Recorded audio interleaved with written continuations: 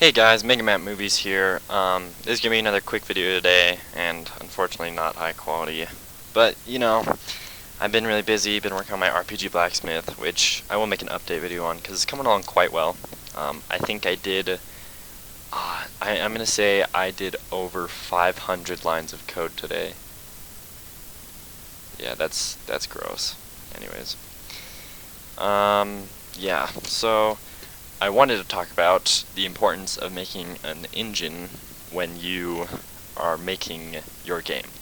And I don't mean like using like Unreal Engine or whatever. I mean like making, and when I use the word engine, I mean making your game before you go and you add in all the details. See, I learned this lesson the hard way while I was making Stormweavers.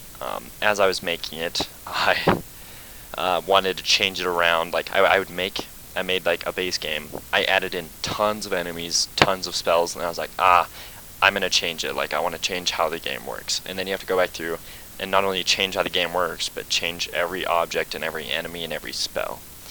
And that's bad. That takes up a lot of time. And I'm at the point now where I'm probably just gonna have to restart Stormweavers because I do in fact just want to restart it again. But yeah, it creates a really messy file when you try and do that. So basically the importance of making your game before you sort of build upon it is that it saves you from that problem, and it lets you know if your game is, first of all, fun. Because if your game's not fun, then I'm sorry, but that's it. I mean, you're not going to want to fully flesh out a game and then have people be like, oh, your game's not fun. So by making that engine, it prevents both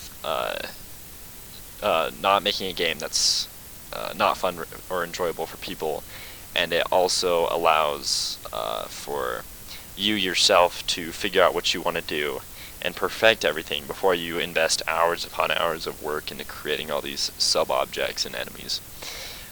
So a good representation of this is what I did in RPG Blacksmith. I learned my lesson from Stormweavers, as I said, and in RPG Blacksmith I made sure that the crafting system, when you're crafting a sword, worked, and I made sure it worked fairly well. There's a few bugs, but I was like, those bugs can be fixed, and it's not a big deal.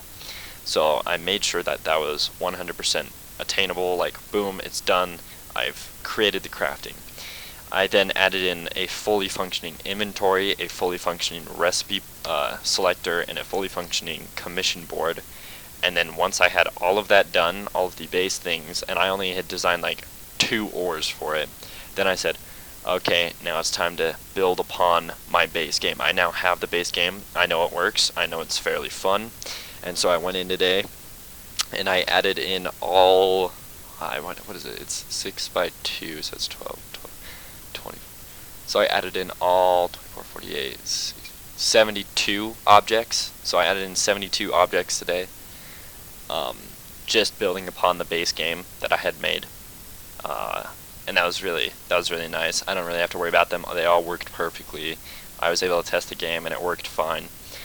But yeah, I mean, that's kind of the main thing I wanted to sort of shed light on, and how I learned the hard way. And for those of you out there who are into game design and by chance listening to this, you should take that advice and use it.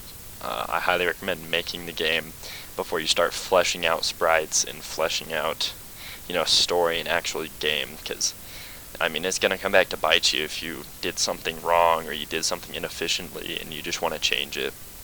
I mean, even right now I may come back in a couple of months and be like, whoa, I want to change how Blacksmith works. So I tried really hard to avoid that, try to clean up my code as best possible, but there's always a chance that happens, because you do get better at coding as you continue.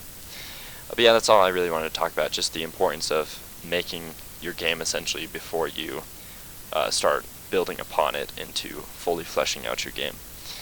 That's going to do it for this episode. Thank you all for tuning in and listening to me rant about that. Hopefully I'll see you guys tomorrow with a better, more high quality video, probably either on RPG Blacksmith or me drawing something.